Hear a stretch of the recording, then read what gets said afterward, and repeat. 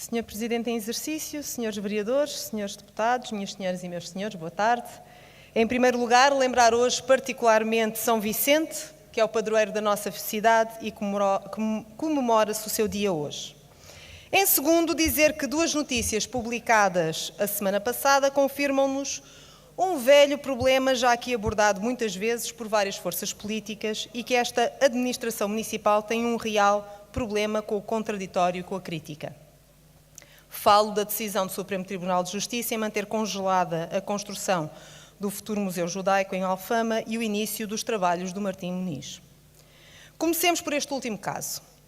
Num ato de total desresponsabilização política perante o interesse comum do que deveria ser o espaço público, a Câmara Municipal de Lisboa concessiona uma das mais vibrantes e marcantes áreas da cidade. Trata-se, para além do mais, de uma praça situada num dos lugares com mais fortes raízes históricas de Lisboa. A pergunta que se coloca é a seguinte: como é que pode o Martim Muniz continuar a ser um espaço público quando se transforma a sua suposta liberdade de uso num capital imobilizado temporariamente? Partindo justamente deste princípio e ignorando olimpicamente todas as críticas provenientes das mais diferentes correntes de opinião, a Câmara decidiu dar início aos polémicos trabalhos. Pior, segundo o aviso de obras colocado nos tapumes que rodeiam a praça, a empreitada foi licenciada a 20 de novembro, no mesmo dia da apresentação pública no Hotel Mundial, que pretendia recolher contributos da população.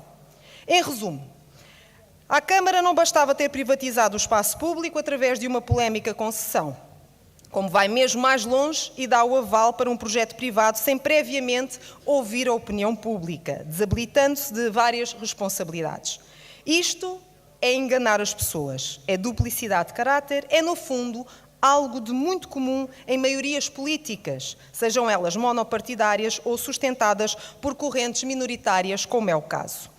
Mas o mais interessante deste alinhamento administrativo é que cansa tanta gestão displicente e desorganizada.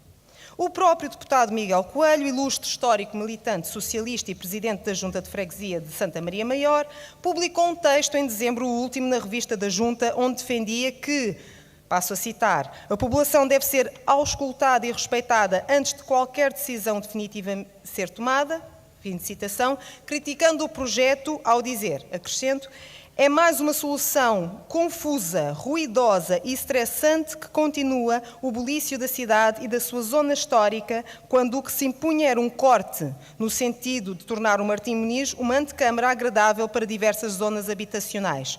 Lamentamos a persistência no projeto, apesar das cosméticas feitas pelo promotor e anunciadas recentemente. Fim de citação. Não poderia ter sido mais eloquente. A Câmara sabe que neste caso, como em muitos outros, está sozinha. O Supremo Tribunal Administrativo rejeitou o recurso interposto pela Câmara Municipal de Lisboa e a Associação Turismo de Lisboa contra a decisão proferida pelo Tribunal Central Administrativo do Sul, que tinha aceitado uma providência cautelar da Associação de Património e População de Alfama, contestando a criação do museu no Largo de São Miguel. Já meses antes, a Provedoria de Justiça considerou existirem indícios de nulidade de licenciamento, em resposta a um pedido de intervenção apresentado pelo Grupo de Cidadãos Fórum Cidadania Lisboa. A Provedoria salientou que, analisados os documentos juntos ao processo, concluiu pela existência de indícios de nulidade do licenciamento, por violação do plano de urbanização do núcleo histórico de Alfama e Colina do Castelo e do plano diretor municipal.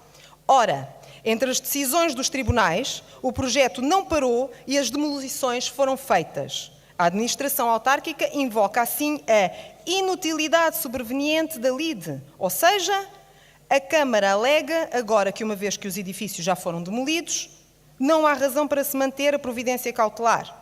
O Tribunal entendeu que a Câmara, ao autorizar as demolições necessárias à construção do museu, tinha violado as regras urbanísticas criadas pela própria Câmara, uma vez que as ditas demolições não foram devidamente justificadas por vistoria municipal prévia, nem se enquadravam em nenhum dos casos previstos no plano de urbanização do núcleo histórico de Alfama e da Colina do Castelo.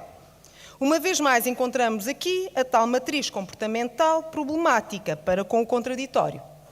O município sabia perfeitamente que decorria uma providência cautelar e, mesmo assim, continuou impavidamente com as demolições. A Câmara sabia que tinha que ouvir a população sobre o projeto do Martim Muniz, mas licenciou as obras no mesmo dia em que tinha em agenda escutar a opinião dos eleitores. A Câmara sabia que existia uma recomendação apresentada pelo PPM, aprovada nesta Casa, para o congelamento imediato do projeto de revestimento das fachadas da Praça da Figueira e Azulejos, mas continuou como se nada fosse. Minhas senhoras e meus senhores, chegados aqui, temos todo o direito de nos interrogar sobre que forma é esta de fazer política. Onde está o respeito institucional devido aos eleitores, à oposição e até mesmo aos tribunais? O PPM, Partido Popular Monárquico, apresenta hoje aqui a discussão e votação de uma moção e de uma recomendação. A Câmara Municipal não pode continuar a ignorar tudo e todos, fazendo modificações profundamente significativas na cidade, sem respeitar a opinião pública. O projeto do Museu Judaico é um caso paradigmático. É por esta mesma razão que apresentamos nesta moção a necessidade de realizar um debate de caráter extraordinário sob os auspícios da EGEAC com os promotores do Museu Judaico, Câmara Municipal de Lisboa, Associação de Turismo de Lisboa, Comunidade Israelita de Lisboa e ainda com a APA, Associação de Património e População de Alfama, Fórum Lisboa, a Cidadania Lisboa e a Junta de Freguesia de Santa Maria Maior, no sentido de refletir e debater todo este caso com o intuito de definir um local alternativo para o museu.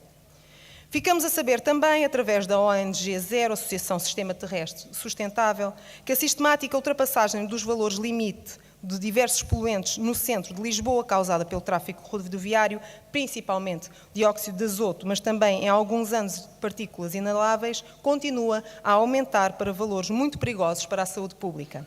Lisboa e Val do Tejo estão sem um plano de melhoria de qualidade do ar.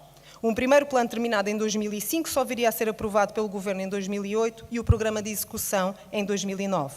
O plano continha políticas e medidas até 2012. A ultrapassagem dos valores limite de diversos poluentes no centro de Lisboa, causada pelo tráfego rodoviário, não pode ser ignorada pelas instituições municipais. Estamos perante um caso de saúde pública e esta inoperância é demonstrativa do muito que há ainda a fazer para melhorar a qualidade do ar no centro da capital, onde milhares de pessoas se deslocam diariamente.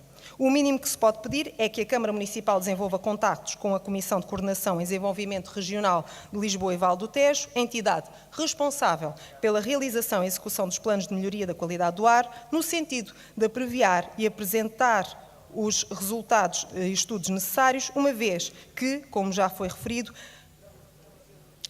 Lisboa e o Val do Tejo estão sem plano de melhoria de qualidade do ar desde 2012, uma situação que é totalmente inadmissível. Obrigada.